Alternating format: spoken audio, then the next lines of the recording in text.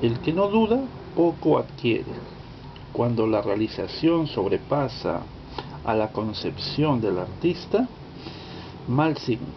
Al contrario, cuando la concepción queda por debajo del resultado, la obra puede mejorarse infinitamente, a menos que no se oponga la avaricia. Buenas amigos, ¿cómo están? Soy Gustavo González.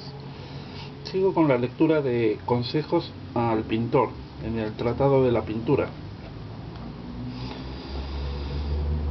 Aquí dice así: pobre discípulo aquel que no supera a su maestro. Cuando la obra sobrepasa al juicio del autor, éste no irá muy alto, y cuando el juicio sobrepasa a la obra, el artista termina por mejorarla, si la avaricia no se lo impide. Cuando la obra satisface al juicio, qué triste signo para ese juicio. Si un joven se encuentra en esta disposición, indudablemente se convertirá en un artista excelente. Sus obras serán poco numerosas, pero llenas de cualidades que detendrán a los hombres admirados para contemplar su perfección. Dice: para volver a mi promesa, sabe que debes tomar un espejo plano y contemplar tu obra, la que se presentará al revés y como de la mano de otro maestro. Así juzgarás mejor tus errores. Estará bien también que te levantes y tomes un poco de reposo. Volviendo al cuadro, serás mejor juez que si hubieses permanecido inclinado sobre él. Bueno será también que te alejes. El cuadro te parecerá más pequeño. Recuerda, pintor, que cuando a tu juicio y según el de otro descubras una falta en tu obra, debes corregirla más bien que exponer semejante obra al público. Y no te excuses ante ti mismo con la idea de reparar tu debilidad en una obra siguiente. La pintura no se evapora como la música. Durante largo tiempo tu obra testimoniará tu ignorancia. Para evitarte la corrección, no alegues que lo harás en otra. El pintor que tenga las manos pesadas, así hará también las obras y reproducirá el defecto de su cuerpo si con largo estudio no se preserva.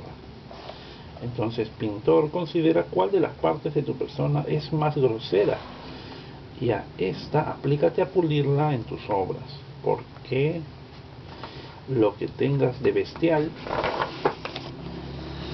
se reproducirá en tus figuras, las que te asemejarán despejadas de espíritu. Semejantemente, todo lo que tengas de bueno y de inferior aparecerá en las partes correspondientes de tus personajes. El defecto mayor de los maestros consiste en rehacer los mismos temas de las mismas composiciones vecinas unas de otras, y así la belleza para los ojos es siempre la misma, pero no se los encuentra jamás repetidos en la naturaleza. De suerte que si todas las bellezas de igual excelencia se tornaran vivientes, harían una cantidad mayor de seres que los que cuenta nuestro siglo. Y como en este siglo ninguno se parece exactamente a otro, la misma disparidad aparecerá entre estas bellezas. ¿Qué más? En ellos se ven las actitudes y las maneras del autor, ¿no? El mismo carácter. Si el maestro es devoto, entonces los personajes tendrán el cuello torcido, y si es perezoso, las caras expresarán la pereza al natural, y si el maestro es bien proporcionado, las figuras también lo serán, y si loco, en sus composiciones esto se verá ampliamente. Las caras del alumno se revelarán enemigas a toda conclusión e inatentas a su operación, mirarán aquí y allá como si se soñaran, y cada uno de los caracteres que acuse la pintura será uno de los del pintor. Bien, por momentos los párrafos están un poco borrosos, ¿no? Habiendo buscado frecuentemente la causa de tal defecto, me parece esta: el alma que rige y gobierna cada cuerpo. Sí, es ella la que formula nuestro juicio, el primero, nuestro propio juez. Por consiguiente, ella mueve todo el rostro del hombre a la misma manera que ha decidido que está bien con una nariz larga, corta o roma, lo mismo que ha establecido la estatura de su cuerpo. Este juicio tiene el poder tal que conduce el brazo del pintor hasta el punto de reproducirse él mismo para obedecer a esta alma. Y esta es la verdadera manera de figurar al hombre. Y el que no procede así se equivoca. Si el alma encuentra alguno que se parece al cuerpo que ella compone, se apasiona.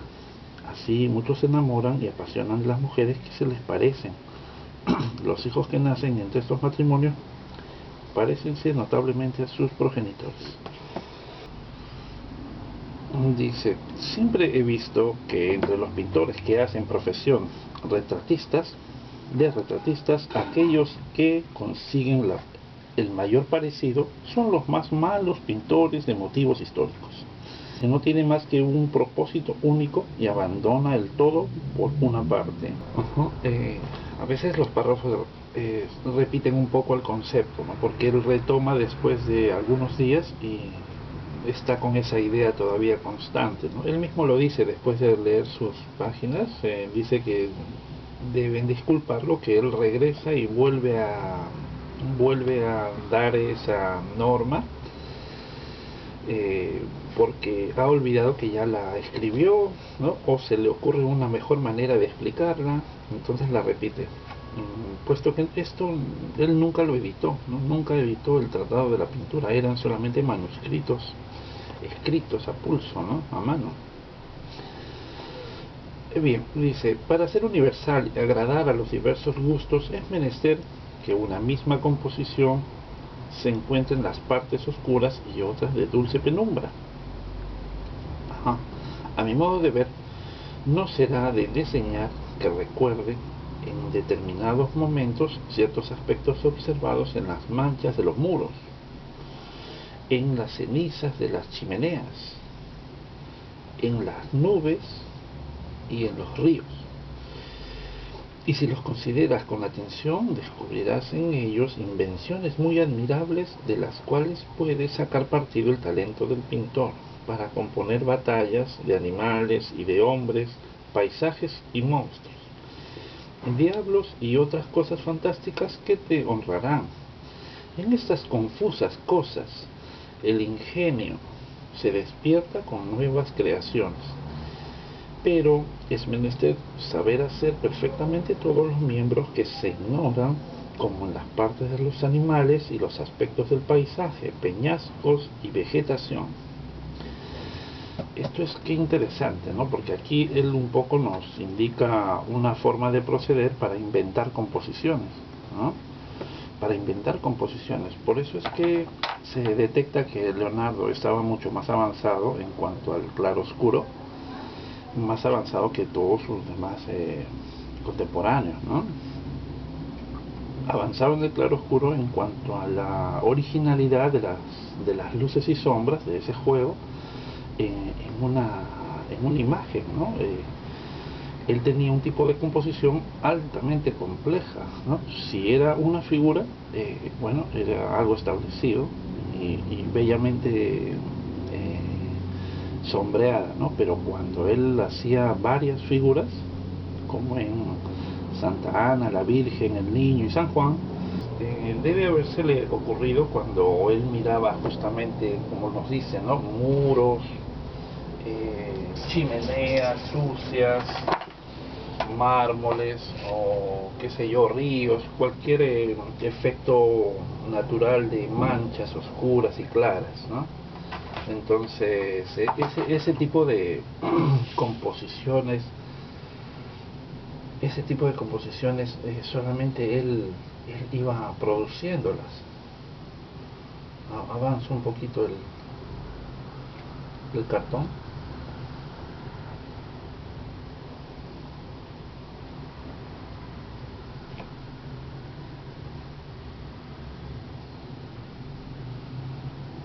¿No? Siempre me llamó la atención esa manera de entender la composición en Leonardo.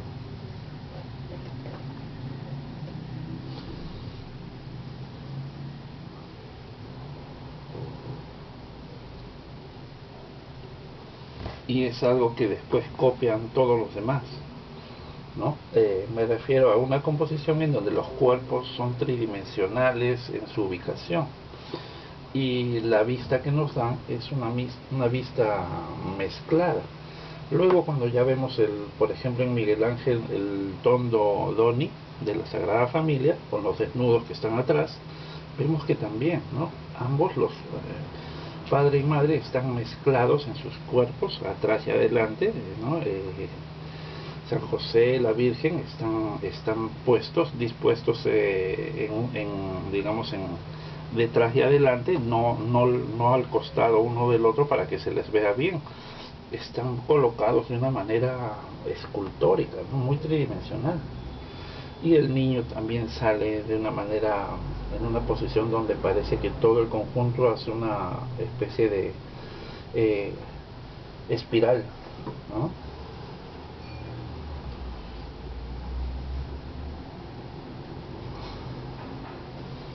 Bien, este es el cartón que estoy haciendo para copiar la sibila, ¿no? Voy a copiar esta sección de la sibila al óleo.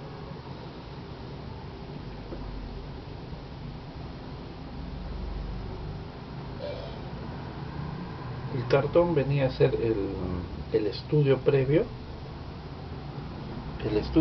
con que estos toscanos iban haciendo la preparación de sus pinturas, de sus murales, de sus frescos.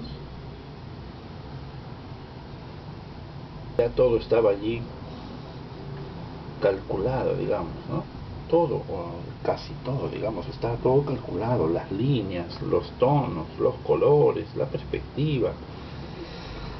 Y no hacían como Tiziano, ¿no? Como Tiziano o los venecianos, que eran más directos. Y más bien las correcciones las hacían sobre el mismo cuadro, ¿no? Tiziano rascaba el cuadro en la grisalla seca si no le parecía una posición del rostro. Por ejemplo, solía colocar de primera intención rostros en perfil, pero luego en una segunda vista, meses después, cambiaba de opinión y el rostro lo giraba hacia el espectador un poco, ¿no? Lo rotaba porque le parecía así más hermoso. Y bueno, rascaba entonces ese perfil, lo deshacía un poco, según cuenta Palma, su discípulo, y lo giraba. Volvía a hacer el dibujo en una pintura ya casi a la prima. No lo sabríamos si no fuera por las radiografías, ¿no? Las espectrografías. En otros cuadros sí se ve que él hace incluso una cuadrícula, ¿no? No se podría decir que operaba en todos los cuadros del mismo modo, ¿no? Era bastante libre, incluso mezclaba técnicas en un mismo cuadro. Mezclaba técnicas. Bien, acá este niñito tiene sus rizos. Bien, este dibujo entonces va preparando la copia del cuadro que vamos a hacer en un panel que ya tiene su marco por detrás. Y va a ser un curso online en marzo. Muy bien, abajo les dejo el enlace. Podemos leer algo más, ¿no? Veamos. El pintor dice la universalidad. Dice, para el pintor que conoce su oficio, hacer todo esto es cosa fácil, porque todos los animales terrestres tienen similitud de miembros, de músculos, de nervios y de huesos, y no varían más que en longitud y grosor, como se mostrará en la anatomía. Hay en verdad animales acuáticos muy variados. Para ellos no aconsejo que se formulen reglas, ya que la variedad es tan infinita como la de los insectos. Qué curioso este Leonardo, no todas las especies quería observarlas. Se puede decir que están equivocados aquellos que llaman maestro al pintor que solo sabe ejecutar perfectamente una cabeza o un rostro, ¿no?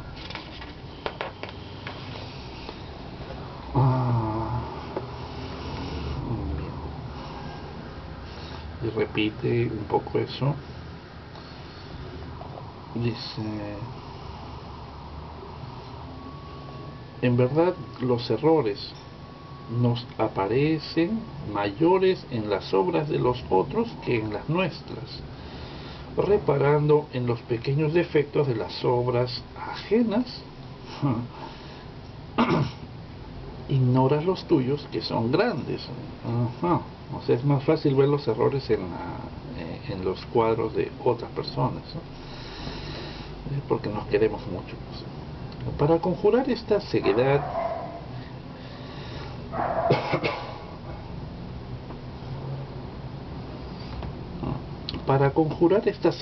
establece primeramente una buena perspectiva. Toma nota de las medidas del hombre y de los animales. Observa como arquitecto la forma de los edificios, porque todo sobre la tierra presenta una infinita variedad de formas. Se refiere a que pues todo edificio, todo organismo, incluso cuando tú te mueves cambian los contornos. A eso se refiere con las infinitas formas, ¿no? Al cambio de los perfiles. Regla para los jóvenes pintores: en un golpe de vista miras esta página, juzgas de ella que ella está llena de letras diversas, pero no las ves todas ni alcanzas su sentido. Te es preciso leer palabra por palabra. Para subir a un edificio te es preciso subir escalón por escalón. Así, si quieres poner en conocimiento de las formas, poseer el conocimiento de las formas, comienza por particularidad y no pasas de la segunda sin conocer la primera. De lo contrario, tu estudio se prolongará y perderás tu tiempo. Observa, por ejemplo, los niños pequeños tienen las articulaciones finas y el espacio entre ellas es macizo. Solo hay piel en las articulaciones y las carnaduras se hallan entre ellas.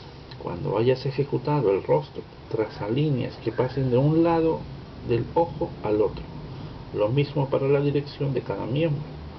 Luego, habiendo tirado más allá de ambos lados del rostro los extremos de estas líneas, mira a la derecha y a la izquierda. Los espacios en el mismo paralelo son iguales. O sea, para conseguir una simetría, ¿no?, en la construcción de los miembros y del rostro en sí. A propósito de los pintores y de sus opiniones, diré a uno que agita demasiado a sus personajes, se referirá a Miguel Ángel tal vez, que debe moverlos según las conveniencias y que ejecute los rostros con tranquilidad. En cambio, aquel que los mueve poco, le inspiraré para que dé el movimiento conveniente y estarán así bien inspirados. El pintor debe observar las maneras de los hombres que hablan juntos, ya fríamente o con acaloramiento, comprender lo que ellos dicen y ver si los movimientos están apropiados al asunto que los ocupa. Aplica tu espíritu cuando viajes a ejecutar por la noche imágenes de hombres y mujeres cuando el tiempo está malo. Qué gracia y cuántas dulzuras se ven en sus rostros. Cuando andes por el campo, que tu juicio recaiga sobre los diversos objetos. Observa ya aquí y ya allá, reuniendo las cosas diversas, de manera que queden descartadas las menos bellas. No procedas como algunos que, fatigados por la imaginación, abandonan la obra y, entregándose a las diversiones, conservan la fatiga en sus espíritus a tal punto que muchas veces, encontrando amigos y parientes que los saludan, están a tal punto turbados que no los reconocen. Bueno, está muy interesante. Son consejos que él observa que podrían ser útiles para encaminarte, ¿no? Pero son conceptos de orden general, ¿no? No está explicando cosas muy particulares. Bien, nos quedamos acá. Ok, bueno, gracias por acompañarme ahí en la lectura de hoy. Hasta luego, cuídense mucho.